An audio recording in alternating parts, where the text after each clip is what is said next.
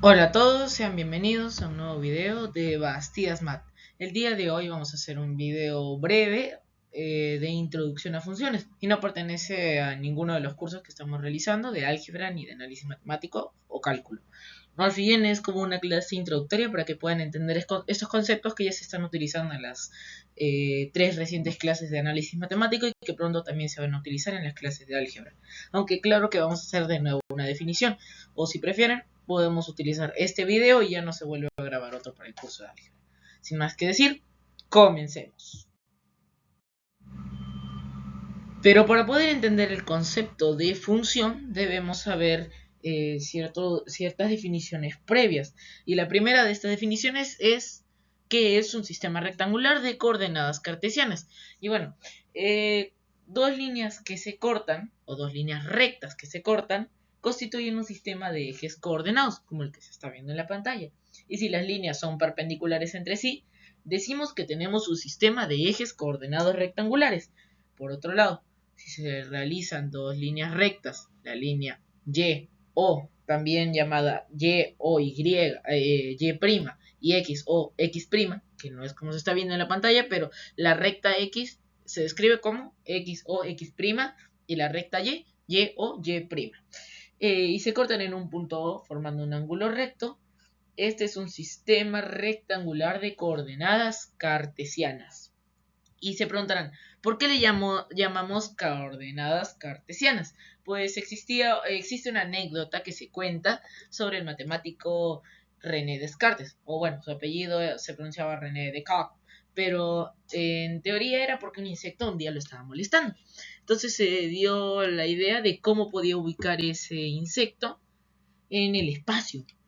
Eh, lo que nos lleva a geometría del espacio. Y así fue como creó un plano cartesiano donde pudiera ubicar a través de coordenadas la ubicación del insecto. Que bueno, se cuenta que era una mosca. Y también es actualmente utilizado en sistemas como el de GPS, ubicación de pares ordenados en el ámbito de las matemáticas. Y lo que es el sistema rectangular de coordenadas cartesianas lo vamos a ver en bastantes áreas de la matemática. Lo podemos ver en producto cartesiano de conjuntos, en funciones, que es parte del álgebra. También se va a ver en la geometría, en trigonometría, en la parte de, o bueno, geometría analítica, entre muchas otras cosas más. Y cada punto que se encuentra en el plano se ubica con un par de números, X y Y. X indica cuando a la derecha o izquierda está el punto, o sea, en qué parte del eje horizontal se encuentra, mientras que Y indica en qué parte del eje vertical se encuentra. Aparte de esto, existen las definiciones de abscisa y ordenada. Para esto podemos imaginar o ver al punto 2,3, que es igual a la coordenada X, Y. Entonces X es 2, Y es 3. Listo. Ahora, la distancia de un punto desde el eje de las ordenadas, que son el eje de la Y, se le llama abscisa del punto. O sea, que a la recta Y le llamamos eje de las ordenadas. A la recta X le llamamos recta de las abscisas. Entonces, el que se encuentra en la ubicación de la X es la abscisa. El que se encuentra en la ubicación de la Y es una ordenada. Ahora, los signos de las ordenadas se miden a través de cuadrantes. Pero eso ya lo vamos a ver mucho más adelante cuando estemos en geometría analítica. Aparte de esto, los signos siempre vamos a ver X y Y son positivos. Si es que X es mayor a 0, Y es mayor a 0. Negativo es X, Y es positivo. Se encuentra a la parte superior izquierda. Si tenemos X negativo, Y negativo, tenemos la parte inferior izquierda. Y si tenemos Y negativo, X positivo, tendríamos en la parte inferior derecha. Y esos son más o menos, esa es una pequeña noción a lo que vamos a llamar cuadrantes del plano cartesiano. Y ya vimos también cómo podemos determinar un punto por sus coordenadas. Por ejemplo, el punto 2,3 vamos a llamarlo punto P. Entonces sus coordenadas van a ser 2 y 3. Primero siempre se menciona la abscisa, X, y luego se menciona la ordenada, Y. O sea, 2,3 o menos 3,1 o menos 1,5 menos 2,5. Y otra cosa importante, el punto 0 0,0 se le llama origen o punto de origen del plano cartesiano. Ahora vamos a ver el siguiente concepto, el cual es el de producto cartesiano. El producto cartesiano de dos conjuntos A y B se escribe como A, producto cruz B. Bueno, le llamamos producto B, cruz porque también porque cuando ponemos el símbolo del puntito también se le llama producto vectorial. Entonces hay varias formas de escribir el producto entre dos conjuntos. Pero en este caso se utiliza, la más común es esta aquí. Y, por ejemplo, si tenemos esos dos conjuntos que ustedes están viendo en la pantalla. Primero, el del cuadrado, el triángulo y el pentágono, que son polígonos regulares, y le vamos a llamar el conjunto A. Si tenemos el conjunto B, que es el tetradecágono, el decágono, el círculo y el cubo, entonces el producto cartesiano va a ser el conjunto de todas las combinaciones entre pares ordenados A, B, donde A pertenece a A y B pertenece a B. O sea, todas las combinaciones de dos elementos, donde uno pertenece al primer conjunto, el otro al segundo conjunto. Vamos a ser un poco más concretos. Si tenemos el conjunto A igual 1 y 2, que son sus elementos, y el conjunto B igual a X y Y, entonces el producto cartesiano de A y B va a ser los pares 1,x, 1,y, 2,x, 2,y. O sea, todas las combinaciones. Y una nota importante es que el orden importa. O sea, que A por B no es lo mismo que B por A. Y esto quiere decir que 1,x, y lo mismo pasa con los pares ordenados. 1,x no es igual a x,1 como consecuencia. Y otra observación que se obtiene de esto es la igualdad de pares ordenados. Por ejemplo, que si A, B es igual a M, N, entonces A es igual a M y B es igual a N. Y aparte de esto, también podemos ver el producto cartesiano en el plano cartesiano, valga la redundancia. Y esto se hace poniendo en cada punto donde corresponde los valores numéricos de cada punto, de cada abscisa y ordenada en el plano cartesiano, correspondiéndolo a un elemento de cada conjunto. La tercera definición se basa en la anterior y es lo que es una relación. Una relación entre dos conjuntos A y B es un conjunto de pares ordenados A, B, donde A pertenece a A y B pertenece a B, igual que en un producto cartesiano, pero hay una conexión que conecta A con B, es decir, una relación R del conjunto A al conjunto B es todo su conjunto del producto cartesiano A por B, es decir, R es una relación de A a B.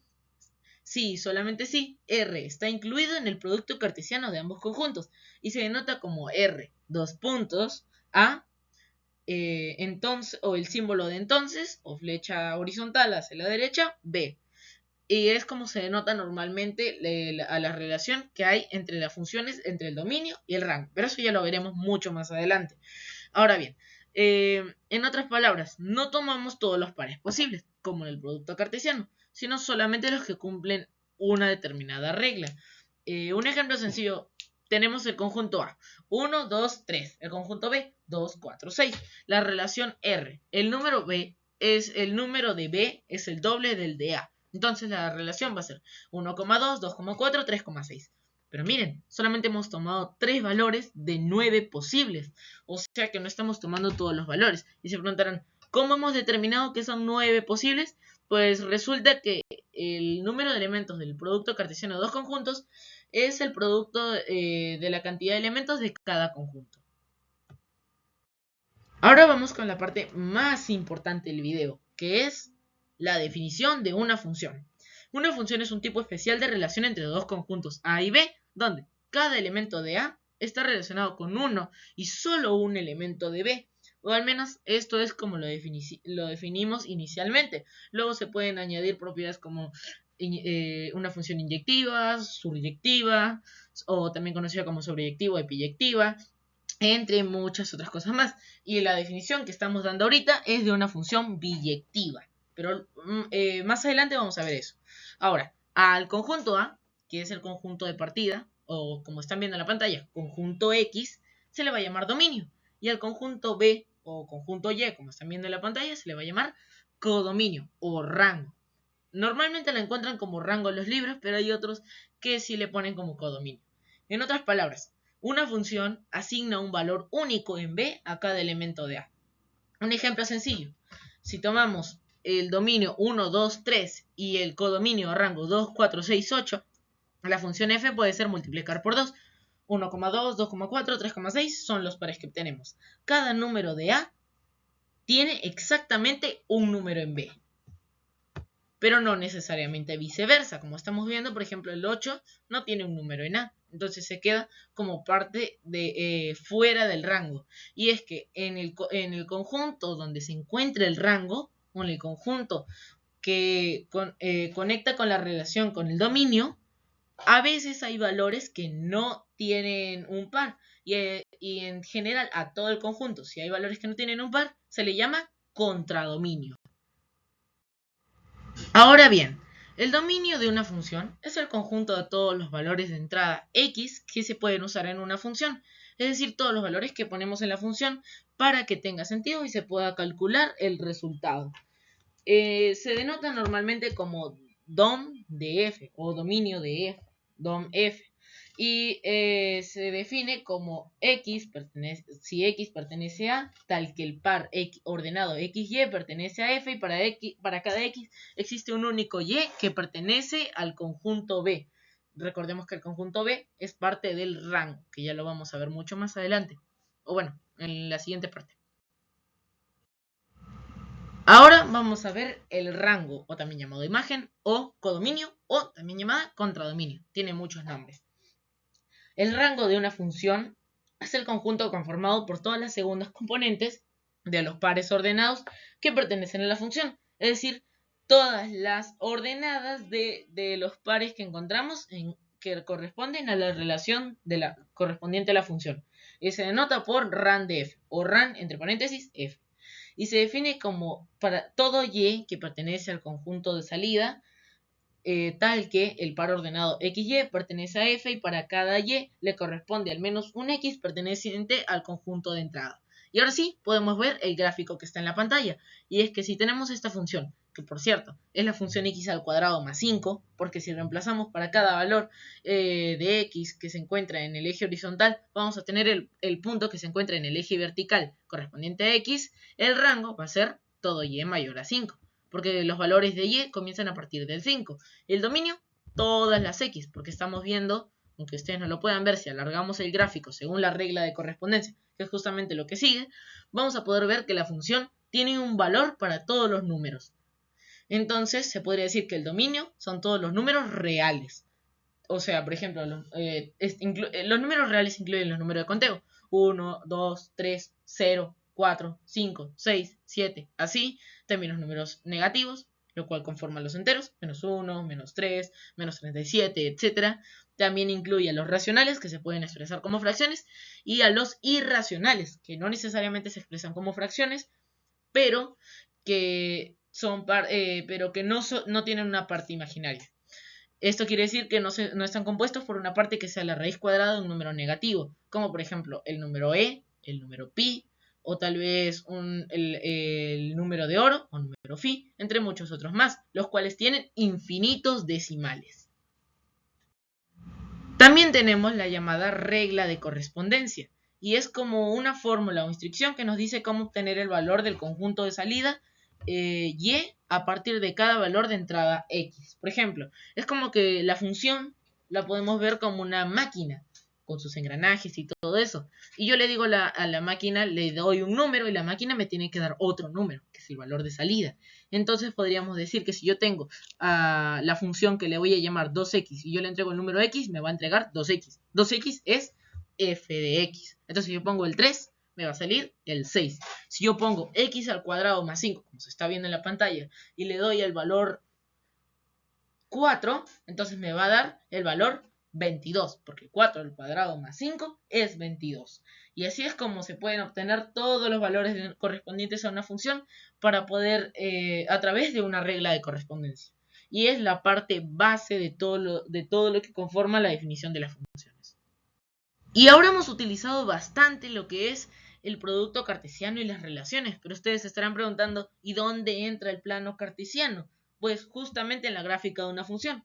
Hace un momento acabamos de ver cómo obtener todos los valores que corresponden al conjunto de salida a partir de un conjunto de entrada en una función a través de la regla de correspondencia. Ahora vamos a ver cómo graficar la función, es decir, cómo pongo en un plano cartesiano la función como una recta, como una curva, o en general como simplemente una línea para poder describir la relación que estamos haciendo. Entonces, si yo tengo, por ejemplo, todos los valores de salida, entonces todos los valores de salida van a ser la ordenada de un par ordenado, valga la redundancia. Y todos los conjuntos de entrada van a ser la abscisa de ese par ordenado. Entonces ubico todos los puntos correspondientes, cada abscisa con su ordenada, y obtenemos la gráfica de una función, como la que se está viendo en la pantalla. Y en este caso la ecuación es una recta. Bueno, la función es una recta que se describe mediante una función que es menos x más 5. Y así también se puede obtener la pendiente, pero eso será ya para otro video. Ahora vamos a ver lo que es la definición de una función real de variable real. Esto se define como una función tal que el par ordenado xy pertenece a los números reales por los reales, o sea, los reales al cuadrado, que es un producto cartesiano entre los reales y ellos mismos, tal que x pertenece al dominio de la función y y pertenece al rango de la función, o sea, los valores de salida de la función. Y algo que mencionar antes de seguir con toda esta definición es que existe también la definición de aplicación. Y una función f es aplicación si el dominio de la función f no tiene singularidades. Esto quiere decir, por ejemplo, si yo tengo los números reales como dominio y no exceptúo, por ejemplo, al 4, no exceptúo al 1 ni al 0, sino que tengo todos los valores. Y asimismo también hay funciones especiales que están dentro de los números reales. La función lineal, identidad, constante, valor absoluto, signo, escalón unitario, máximo entero, cuadrática, cúbica, entre muchas otras más. Y todas estas se describen mediante su regla de correspondencia, que es lo que identifica a cada función. Ahora vamos con un pequeño teorema de la gráfica de las funciones, pero esto es únicamente para funciones sin multievaluación. Esto quiere decir para las funciones donde no hay doble valor para los números reales. Por ejemplo, para la función valor absoluto de x, entre muchas otras más. Y a ver, lo que nos dice el teorema es lo siguiente. Toda recta vertical trazada a la gráfica de una función la corta en un solo punto. Al menos, como ya les mencioné, sin multievaluación. Porque como estamos viendo, las otras dos funciones sí tienen multievaluación. Y es un tipo especial de funciones. Y al final las termina cortando en un punto específico. Por ejemplo, hay funciones como más menos x, más menos raíz cuadrada de x. Bueno, en general todas las que incluyen más menos, de por sí ya son multievaluación. Y las que se definen de por sí como multievaluación. Ahora vamos con un tipo de función, o una clase de función. La primera es la función inyectiva, que nos indica que si para todos x1 y x2 pertenecientes al dominio, se cumple que la función f es inyectiva si f de x sub 1 es igual a f de x sub 2, si solamente si x1 es igual a x2. Esto quiere decir que si tenemos dos valores que son diferentes, a ambos les tienen que corresponder dos valores que también tienen que ser diferentes. O sea, no puede existir un mismo valor para dos valores diferentes del valor del conjunto de entrada. Una propiedad de la gráfica de las funciones inyectivas es que si trazamos una recta horizontal, únicamente va a existir un punto de corte. Si existen dos, simplemente no es una función inyectiva. Por ejemplo, la función x al cuadrado no es inyectiva, porque 4 al cuadrado y menos 4 al cuadrado valen lo mismo. Mientras que la función simplemente f de x igual x sí es inyectiva, porque solamente toma un valor. F de 4 no es igual a f de menos 4. La siguiente es la conocida función sobreyectiva, pero también le conocemos como función epiyectiva. Y esto viene del griego porque epi significa sobre. Entonces es lo mismo, sobreyectiva, epiyectiva o también llamada suryectiva. Esto quiere decir que el intervalo que describe al dominio no tiene singularidades. Justamente lo que les había mencionado anteriormente, de por ejemplo, si yo tengo los números reales y no tiene singularidades, entonces, por ejemplo, va a ser una función. Entonces, si yo obvio al 4, ya no va a ser una función sobreyectiva. Esto quiere decir que a todos los valores del conjunto de entrada le corresponde un valor de salida. O sea, que dentro del dominio no hay valores que sean singularidades. Por ejemplo, si yo tengo x entre x menos 4, el 4 no le correspondría ningún valor, porque sería 4 entre 4 menos 4, 4 entre 0. Y recordemos que no se puede dividir entre 0, porque dividir entre 0 nos daría un resultado que nos lleva a un conjunto prácticamente inexistente, nos daría infinito. Ahora, como último tipo de función que vamos a ver, va a ser el de la función biyectiva. Una función biyectiva se le conoce de esta forma si es inyectiva y sobreyectiva al mismo tiempo.